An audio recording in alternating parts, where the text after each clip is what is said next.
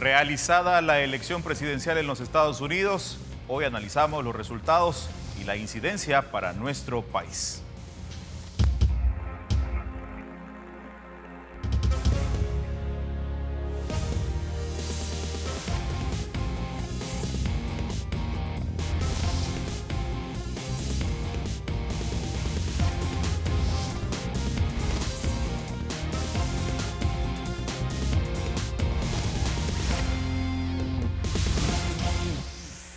Amigos televidentes, muy buenos días, qué gusto saludarles nuevamente en este espacio República SB por Carlos Toledo, que se encuentra dando cobertura a la elección y a los resultados de la elección estadounidense. Hoy, para un servidor, Samuel Barraza, será un gusto poder acompañarle y justamente vamos a hablar de lo que ocurrió ayer en la elección presidencial en los Estados Unidos. Le invito para que también nos acompañe con sus comentarios a través de redes sociales en este espacio de opinión República SB. Bienvenidos todos, con mucho gusto les presento a mis invitados esta mañana, conocedores del tema y con quienes vamos a tener una interesante plática. Conmigo está Celia Medrano, excónsul de El Salvador en Washington. Bienvenida, qué gusto tenerla por acá con nosotros. Muy buenos días, gracias nuevamente por estar en el espacio de la República. Muchísimas gracias. También Eduardo Calix, ex vicecanciller de la República. Bienvenido también, gracias por acompañarnos. Muchas gracias, Samuel. La verdad es un honor poder estar aquí contigo y un saludo a doña Celia precisamente por el tema que nos ocupa. Gracias. Amigos televidentes, les repito, usted también puede ser parte de esta entrevista a través de sus comentarios en las redes sociales. Estoy seguro que también tiene algo importante que aportar a este espacio de opinión. Las direcciones, las cuentas van a estar apareciendo en su pantalla a lo largo de esta entrevista. ¿Por dónde comenzamos? Es quizá la primera pregunta. Una campaña, 15 meses de campaña electoral que finalizaron ayer, allá en los Estados Unidos, y que llama mucho la atención varios aspectos. Las encuestas decían que la candidata demócrata, por lo menos ayer en la mañana, aparecía 4 puntos arriba de su contrincante republicano. La cosa a lo largo del día cambió drásticamente y ahora podemos mencionar como virtual ganador a Donald Trump. Quizá la primera pregunta sería, ¿hay una sorpresa con estos resultados? Y empiezo con usted, si le parece. Creo que independientemente de plantearnos sorpresas, el mensaje debe de ser el evadir discursos apocalípticos o alarmistas en relación a este tema. En el clima salvadoreño fue común percibir mucha prudencia y pocos son los que se atrevieron a vaticinar quién podía ganar las elecciones pese a las encuestas, a las indicaciones de las encuestas. El Salvador tampoco está exento de empezar a ver una realidad concreta y es de que las encuestas únicamente son eso, una percepción de cierto segmento de la población en determinado momento. Por lo tanto, dar anuncios de eventuales ganes electorales a partir de encuestas cada vez está dejándonos claro a toda la clase política de que no es acertado. No es una sorpresa el gane de Donald Trump. Precisamente a eso se debía la prudencia en muchos sectores serios del ámbito nacional, porque era altamente reñida la contienda electoral. Sin embargo, lo que sí es una sorpresa, pero ya estaba anunciado desde hace unas semanas, es el aspecto de cómo un personaje como Donald Trump podía llegar tan lejos en una candidatura presidencial pese a un discurso misógino, a un discurso racista, a un discurso antimigrante. Algunos han planteado de que más allá de discursos, con una búsqueda de recaudo electoral y de votos en favor de su causa para la carrera presidencial, ya en la silla presidencial Donald Trump puede ser mucho más prudente. Estamos en un escenario en donde el Congreso también está en favor del Partido Republicano, pero no necesariamente el Partido Republicano dará un respaldo incondicional a su candidato presidencial, ahora presidente de la República, y no necesariamente el nuevo presidente que asumirá a partir del 20 de enero del 2017, será obediente a las directrices del Partido Republicano. Estos son los elementos que sí nos deben de pautar, si no sorpresa, una lectura mucho más amplia de lo que ha sucedido en Estados Unidos, que viene reverberando desde hace mucho tiempo en los sectores llamados el voto silencioso, que le dio el gane definitivo a Donald Trump. Y vamos a profundizar en ese aspecto más adelante. Antes quiero conocer también, Eduardo, la opinión sobre cómo se da esta elección, cómo llegan ambos candidatos, las propuestas y también la lectura que se hace de los resultados que al final se conocieron ya entrada la madrugada de este día miércoles.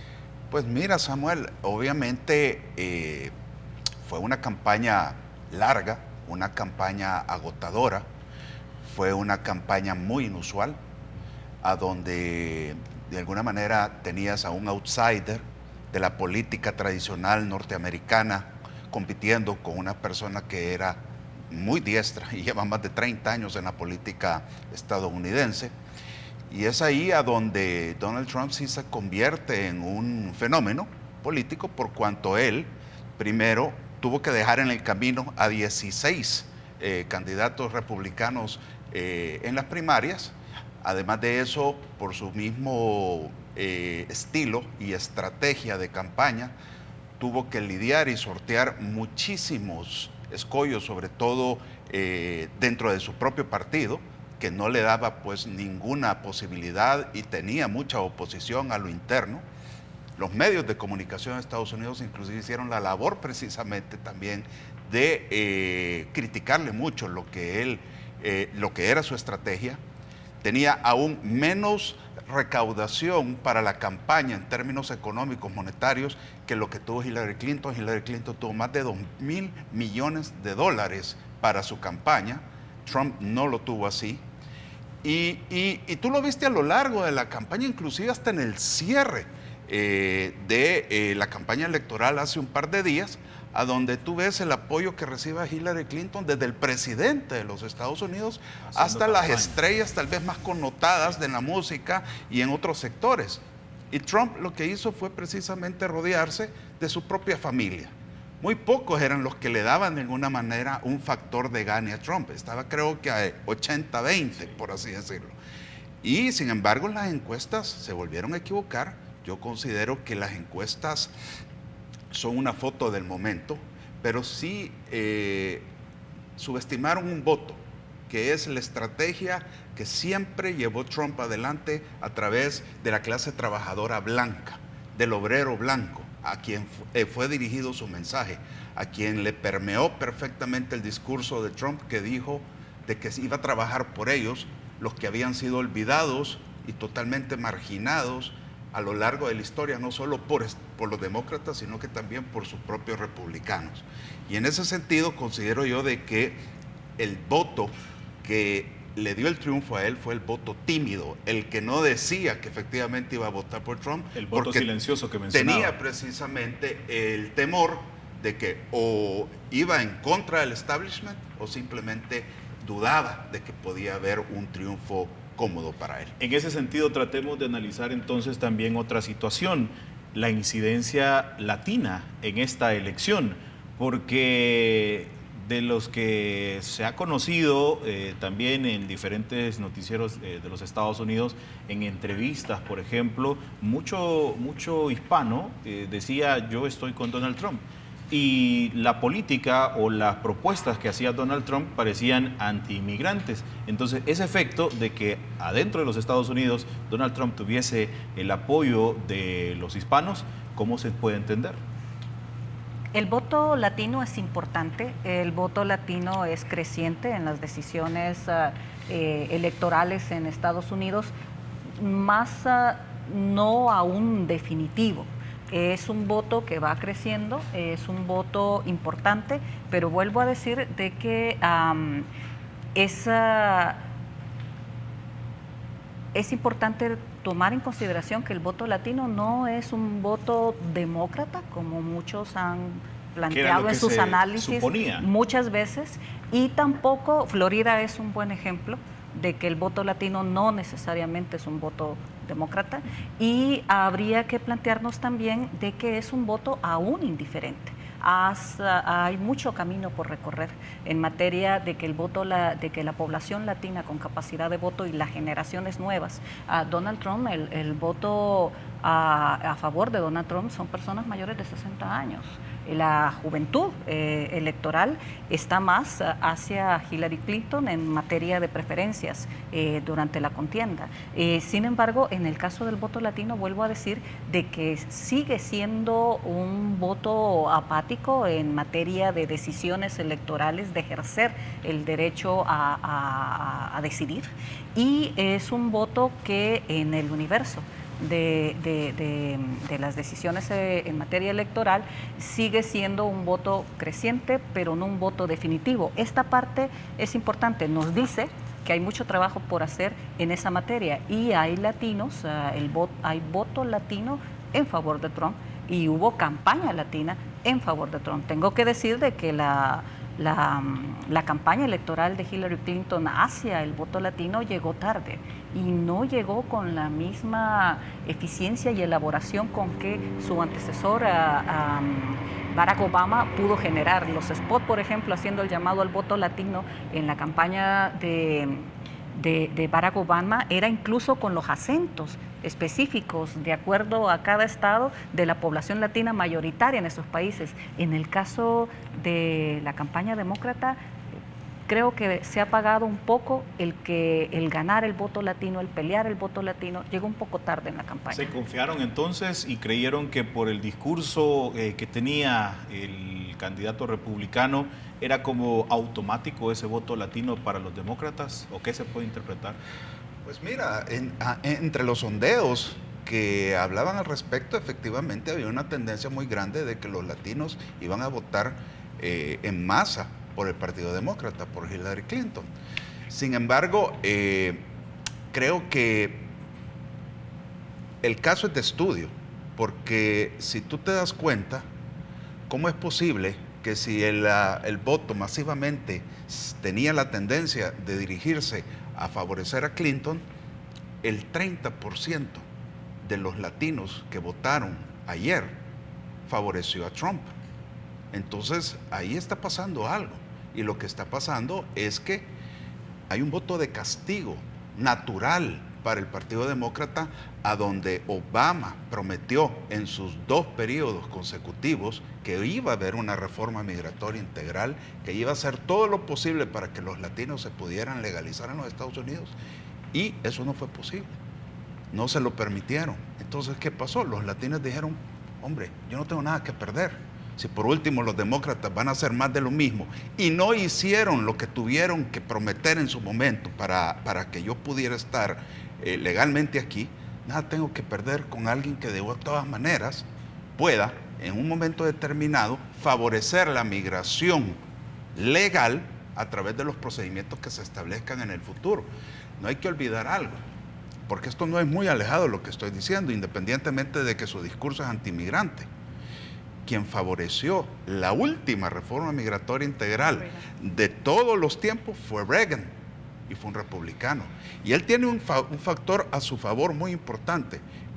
La Cámara de Representantes y el Senado quedaron a favor de los republicanos. Si bien es cierto, eso no es un cheque en blanco, pero es más fácil el poder para un presidente del Ejecutivo republicano hacer los lobbies políticos a favor de una determinada materia, de manera de que se puedan encontrar los consensos. Y para este caso, para un presidente republicano hacer consensos, o para Donald Trump. En el sentido de que en la campaña misma hubo diferencias con los que ahora también están en el Senado y en la Cámara de Representantes. Por eso dije que no es un cheque en blanco. No quiere decir que Trump va a hacer todo lo que le da la gana o lo que él está pensando o lo que se le imagina. Va a tener que negociar. Y va a tener que negociar con su propio partido. ¿Quién ha sido el verdadero ganador de estas elecciones, Samuel? Hay que leerlo así. No necesariamente fue Trump, o no necesariamente perdió en los demócratas o ganó el lado republicano. Fue el Partido Republicano el que ganó el mayor ganador de estas elecciones, porque la lectura era y la inminencia era que si Trump perdía, con esa cantidad de apoyos que tenía y con esa credibilidad que le dio una gran parte del electorado, el Partido Republicano obligadamente se hubiera fracturado. Vamos a quedarnos acá, tenemos mucho de qué hablar al regresar de la pausa comercial, sobre las políticas, sobre las incidencias en América Latina, en Centroamérica y en nuestro país específicamente. Quédese con nosotros, vamos a la pausa.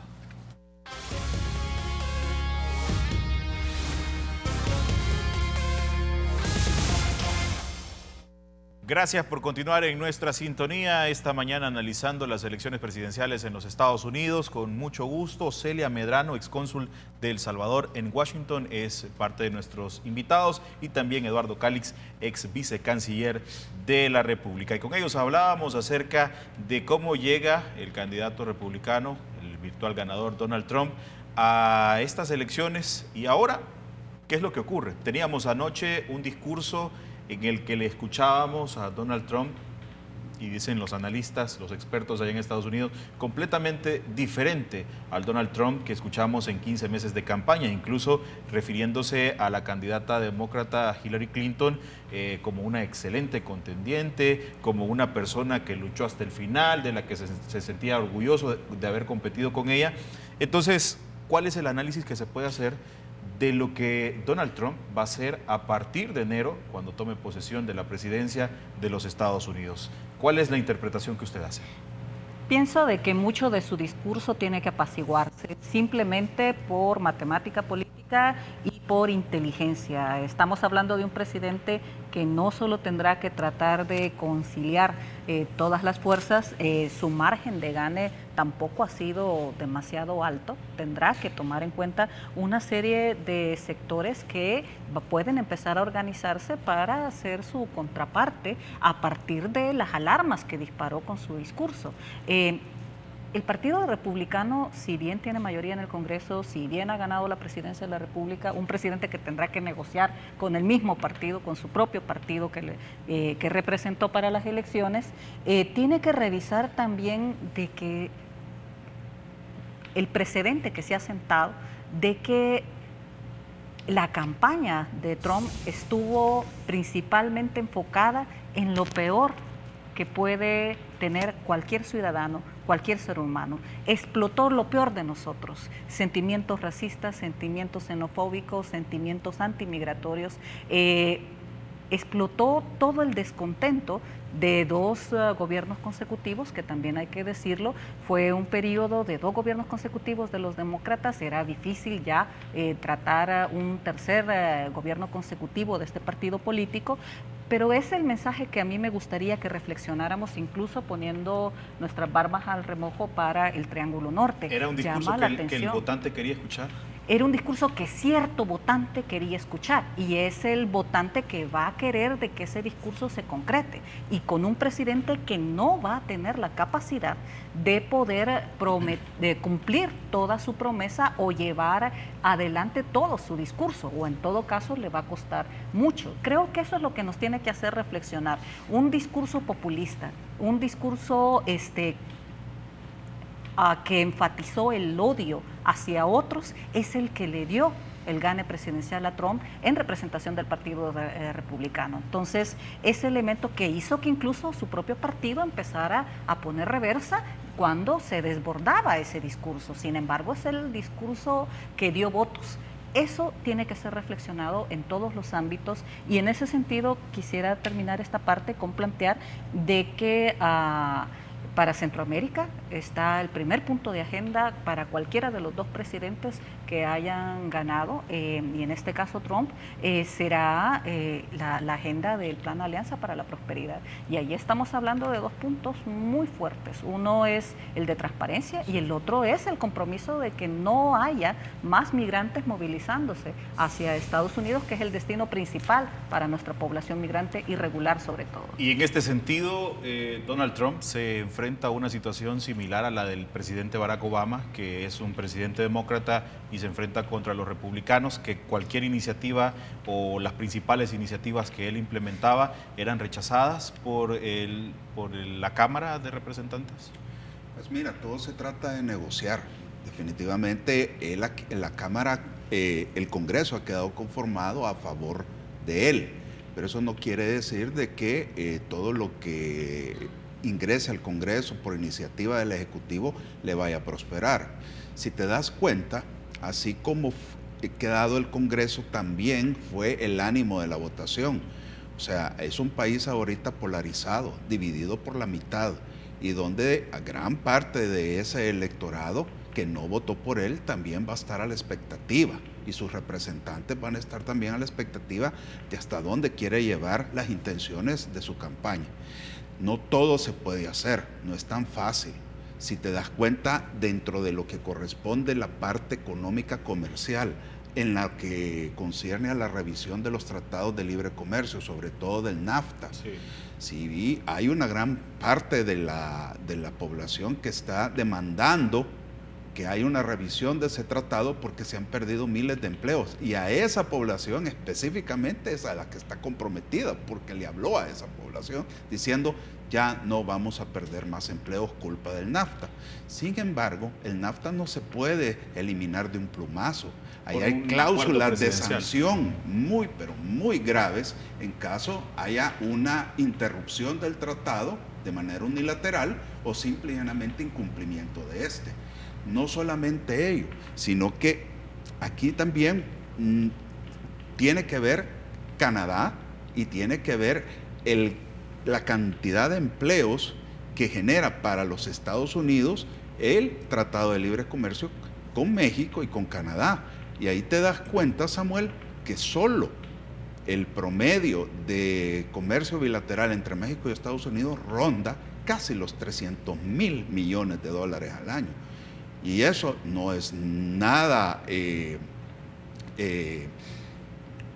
alejado de lo que realmente él puede llegar a pretender con una revisión del tratado. Cuando tú revisas un tratado de esta magnitud, no solamente hablas de decir voy a revisar la cláusula de, por ejemplo, salvaguardas o de importaciones, exportaciones o de desgravaciones arancelarias graduales. No, tenés que abrir todo. Y al abrir todo, no solamente podés solicitar lo que tú querés, sino que también la contraparte te va a demandar que cumplas con cosas que ellos también así lo desean. Para todos creo que sería un mal mensaje el decir yo denuncio el tratado. No creo que se pueda. Pero sí definitivamente va a haber una revisión. Y ahí entramos también nosotros, a través del CAFTA. Porque si te das cuenta, aquí no podemos perder algo de vista. Sí, hay un discurso hacia México que no es del todo feliz, pero ahí no solamente le está hablando a México, le está hablando a América Latina. El tema del muro, por ejemplo, que era uno de los principales temas de campaña de Donald Trump, ¿qué es lo que va a ocurrir? Hubo una reunión entre el presidente, una visita más bien entre el presidente que recibió Peña Nieto al candidato en aquel entonces republicano, y ahí se empezó a manejar que el tema había sido suavizado en alguna manera y que ya se estaba viendo de una manera diferente el tema de la inmigración, pero al votante, al que analizamos anteriormente, Donald Trump tiene que cumplirle. Por ejemplo, al que votó creyendo en la construcción de ese muro, por ejemplo. Yo no veo importancia definitiva en si el muro físicamente se construye o no. Okay. El tema es de que hay para América Latina, se estará levantando un muro desde el Ejecutivo y con una mayoría republicana en el Congreso, que si bien no puede fácilmente echar atrás el CAFTA o el NAFTA, sí puede, por ejemplo, tomar medidas ejecutivas como incrementar las medidas fitosanitarias, por ejemplo, que es una de las válvulas que dan estos tratados, y con eso ya obstaculizar y afectar sensiblemente el comercio con México, por ejemplo, y con países como los nuestros. En Centroamérica, recordemos que tenemos el CAFTA también firmado con Estados Unidos. Entonces, creo de que lo que va a haber es, independientemente tengamos un muro físico o lo que va a haber es un crecimiento de una serie de medidas que probablemente con el gobierno demócrata hubieran sido menos duras. Yo creo que, sin ser alarmista, vuelvo a decir que nuestro discurso no debe de ser apocalíptico en este tema. Hay que ser más fríos en ver las matemáticas reales en el movimiento de Donald Trump ya como gobernante, pero sí habrá una serie de aspectos, incluso en materia de deportaciones, por ejemplo. La primera pelea que hay que dar en el caso salvadoreño es TPS, a DACA, y los programas que hasta el momento han empezado a caminar de personas que están bajo condiciones de violencia en El Salvador, o familiares que tienen aquí jóvenes menores de edad en condiciones de riesgo por violencia, que estos programas no vayan a retroceder a partir de tratar de cumplir un discurso antiinmigrante electoral. La llegada de Donald Trump también ha despertado en varios lugares el tema como que fuese apocalíptico, justamente la palabra que ella mencionaba. ¿Esto es así? Bueno, mira, no creo que haya sido típicamente un apocalipsis lo que está pasando. No se trata de eso. Por supuesto, yo le he llamado a este fenómeno un Brexit al cubo, porque definitivamente nadie se hubiera esperado que pasara lo que pasó. Y sin embargo, yo creo que así como en Gran Bretaña el Brexit gana a través de la consulta popular sin haberlo esperado, así también esta situación de la elección el día de ayer y su resultado fue para todos algo pues sorprendente. Y es ahí a donde, ¿qué podemos leer nosotros? Podemos leer de que hay un hartazgo de la población hacia los sistemas establecidos, tradicionales, políticos, a donde todo el mundo le ha dicho, te voy a cumplir en esto, te voy a cumplir en lo otro, te prometo hacer esto, y no ha habido resultado. Y entonces viene un outsider, viene alguien ajeno a toda política pública o partidaria en los Estados Unidos, y que de alguna manera lo único que ha hecho, no lo único, sino que lo que ha hecho él es trabajar hacia lo que es la generación de empleo y producción y riqueza a través de la iniciativa privada, y les dicen, miren, yo no creo en el discurso tradicional político, y aquí estoy yo y yo les prometo sacarlos precisamente una vez más de esa frustración que ustedes tienen, y les devuelvo la esperanza en la creación de empleo y les devuelvo la esperanza en un mejor país. A eso le creyeron. Ahora, no tiene por qué ser apocalíptico eso. Yo creo que por último es importante, y yo lo venía diciendo desde el principio, tomen en serio a esta persona.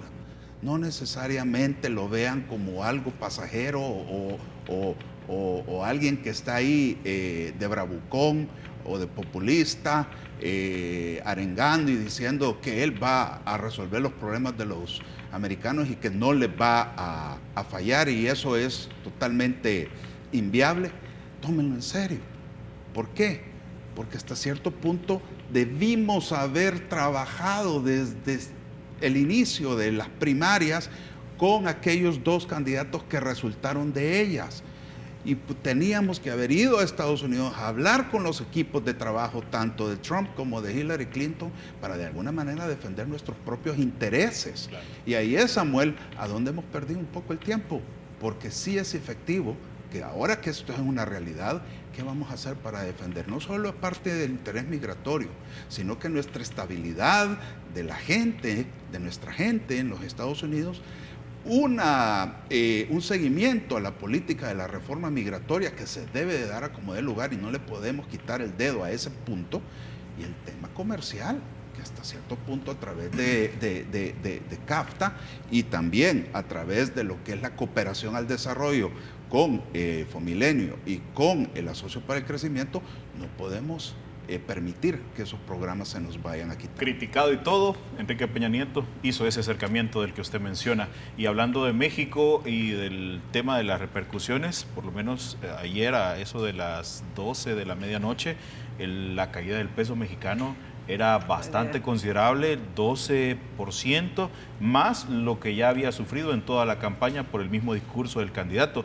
Y los mercados también internacionales ya habían reportado descensos bastante estrepitosos y que llamaban la atención, pero que en alguna medida los analistas dicen que esto es normal por la misma incertidumbre y que tienden a normalizarse. ¿Esto es posible? Llama la atención que países asiáticos generaron reuniones de emergencia. Es interesante, ya viéndolo hemisféricamente, la posición de Rusia en relación a que posiblemente ganara Trump y ahora como presidente una realidad. Entonces, ya viéndolo hemisféricamente, habría que ver, yo quisiera regresar al tema, al análisis de que independientemente de quién ganara la presidencia de los Estados Unidos, muchos coincidimos en decir de que sensibles diferencias no iban a haber ni en demócratas ni en republicanos. Sostendría yo esa posición en ese sentido, aunque por supuesto se esperaba, la expectativa era mayor flexibilidad en temas migratorios, comerciales, para con América Latina desde los republicanos. Ahora que no es así, llama la atención el acercamiento de Peña Nieto, pero también el del presidente de Guatemala, Jimmy Morales, sí, hacia Trump como posible presidente cuando era candidato. Porque vieron esa posibilidad que mencionaba, Eduardo. Eso nos plantea de que tenemos que trabajar muy duro en función de no perder lo ganado, y vuelvo a hacer el análisis preocupante de que en medio de la crisis, del desencanto, de la falla de estructuras partidarias electorales que nos están diciendo cada vez a gritos de que ya están rebasadas por una nueva generación de pensamiento de eventuales votantes y de la desilusión de las personas, esta campaña lo que ha ganado es lo peor de cada uno de nosotros, porque ganó a partir de invocar a esos sentimientos en contra de la humanidad misma. Tengo que hacer una pausa comercial más. Amigo televidente, quédese con nosotros, regresamos.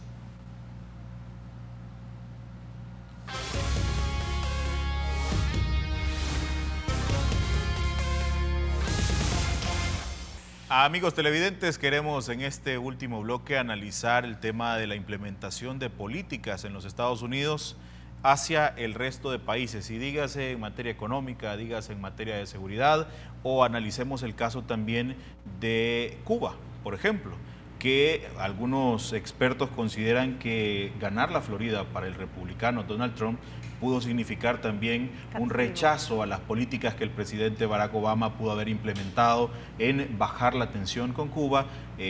Los mismos disidentes cubanos en la Florida pudieron haber incidido por la manera en la que el presidente Obama estuvo cercano a Cuba en los últimos meses y que al final le hizo daño a la campaña de Hillary Clinton. Y ahí te prueba, Samuel, lo que venimos hablando en esta hora de programa. Hasta dónde puede llegar la intención y hasta dónde puede ser la realidad. Porque ¿qué fue una de las promesas de campaña de Obama? Cerrar Bahía de Cochinos, quitar el embargo, y sin embargo no se pudo. Él pudo haber dicho, para allá voy, pero el Congreso le puso un cortapié. Por eso te puedo decir que no necesariamente, y repito, es un cheque en blanco lo que Donald Trump tiene y las intenciones que pueda tener con relación a algunos temas. Dicho esto, creo que la política exterior de los Estados Unidos va a cambiar notablemente, vertiginosamente, eso sí. Y sobre todo en aquellos temas a donde tradicionalmente el pensamiento republicano ha tenido meridianamente claro cuáles son pues los propósitos con países que no respetan los derechos humanos, con países que están alejados de la institucionalidad democrática o que no preservan las libertades.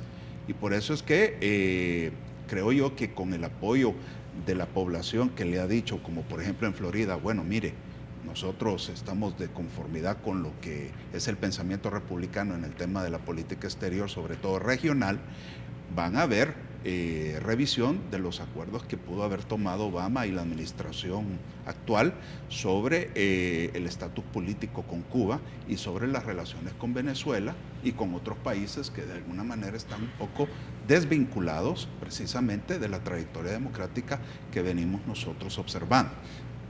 En materia también de seguridad global, en lo personal sí yo tengo alguna preocupación por lo que pudiese ser algunos intentos de tomarse un poco la justicia por sus manos, en el entendido de que hayan invasiones no programadas o de manera unilateral a países que ahorita puedan estar en conflicto, desconociendo de alguna manera que hay planes integrados, concatenados de Estados Unidos con naciones de sus aliados del Tratado del Atlántico Norte, a donde pues hay programaciones muy, pero muy particulares de poder intervenir en países en conflicto o dentro de situaciones difíciles, pero hasta cierto límite, como una coalición, no de manera unilateral. Entonces eso no deja de ser preocupante porque obviamente hemos visto un discurso que no ha sido necesariamente muy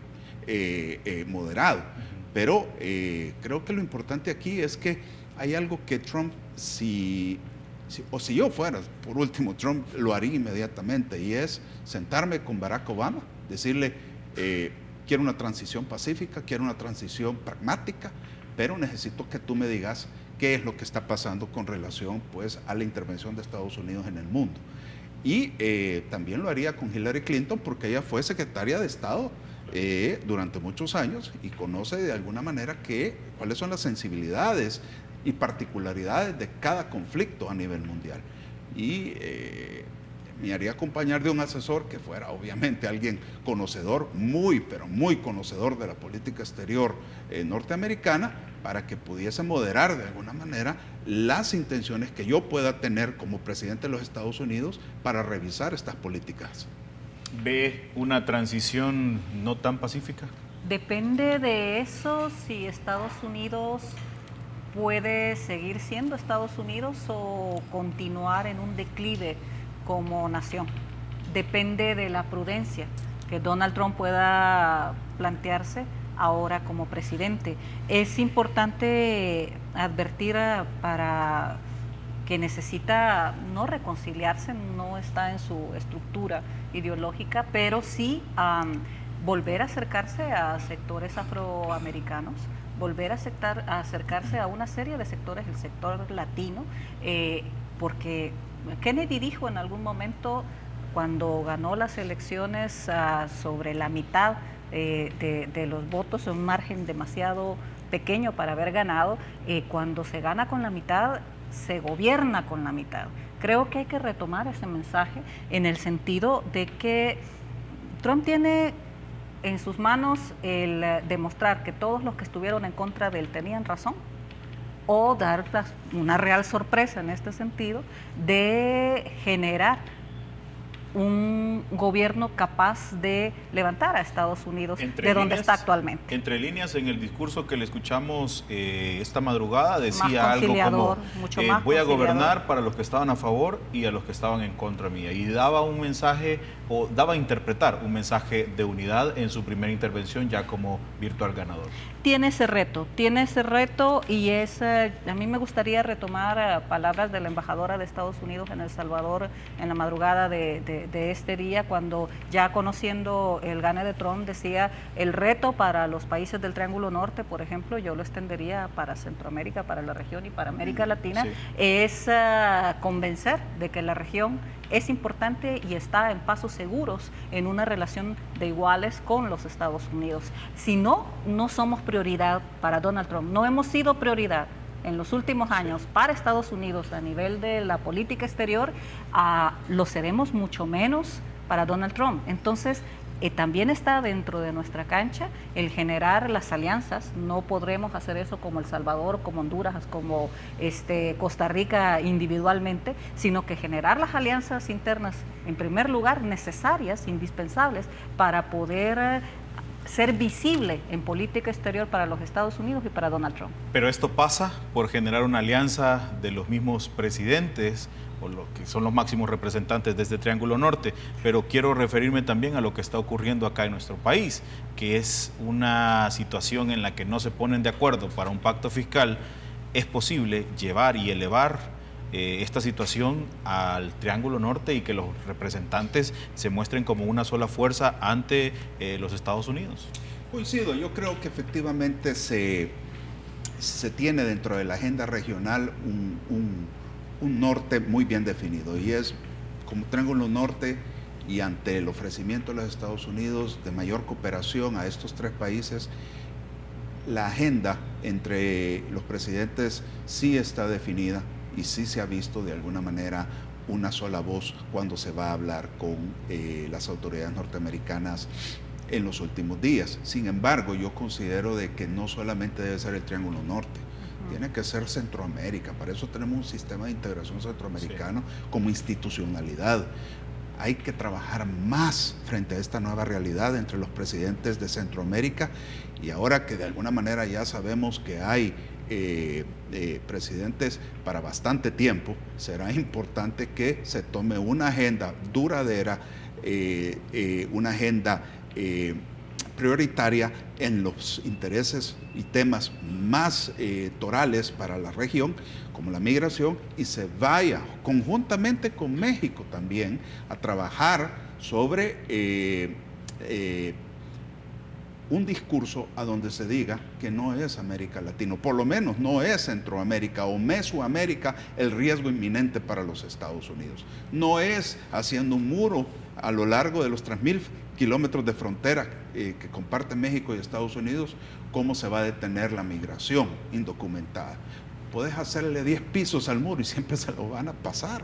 Siempre va a haber métodos para que la gente cruce, pero no se trata de eso porque los pones más en riesgo. Sí. Lo importante es ver, hombre, mira, trabajemos una agenda en común, nosotros no somos tus enemigos, jamás ha habido un atentado para los Estados Unidos que involucre a un país centroamericano o mexicano. Por supuesto, hay otros flagelos como el narcotráfico, pero eso ya se está trabajando en conjunto con los Estados Unidos en programas para combatirlo.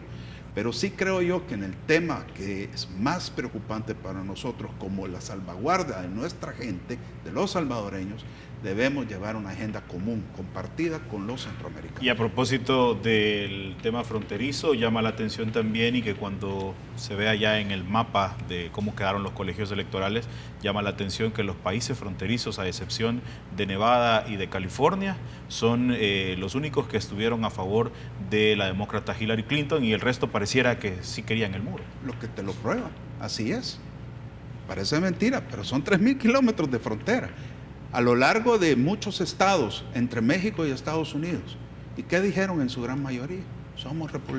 Le damos el voto de confianza a Trump, aunque tenga el muro ahí, pero nosotros mismos somos los que queremos proteger nuestros empleos y queremos proteger nuestra vecindario.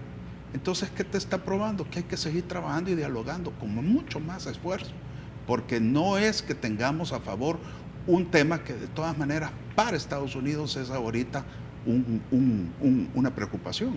Quiero agradecerles a los dos por esta mañana ayudarnos a entender también los resultados que se han obtenido en las elecciones presidenciales de los Estados Unidos, y a ver desde una visión más cercana y certera lo que puede ocurrir para nuestro país y la región centroamericana y América Latina con la administración del futuro presidente Donald Trump. Muchísimas gracias por habernos acompañado. Muy buenos días, muchas gracias. Gracias. Eduardo, también muchas gracias, ha sido un gusto. Gracias, Samuel, el gusto es mío y un verdadero honor haber estado con ustedes dos. Gracias. Amigos televidentes, a ustedes también agradecerles por habernos acompañado. Vamos a seguir hablando de este tema, estoy seguro, en los próximos días, y hay que estar pendientes también de lo que puede ocurrir para nuestros países, y como bien se ha dicho acá, plantear que Centroamérica puede convertirse en un socio a favor de los Estados Unidos, por el bien también de los hermanos compatriotas que están allá en los Estados Unidos, que son casi 2 millones de salvadoreños. Gracias por habernos acompañado. Mañana jueves y el viernes también estaré acompañándoles en la conducción de República. Antes, quédese con la emisión de las 7:30 de Teleprensa. Buenos días.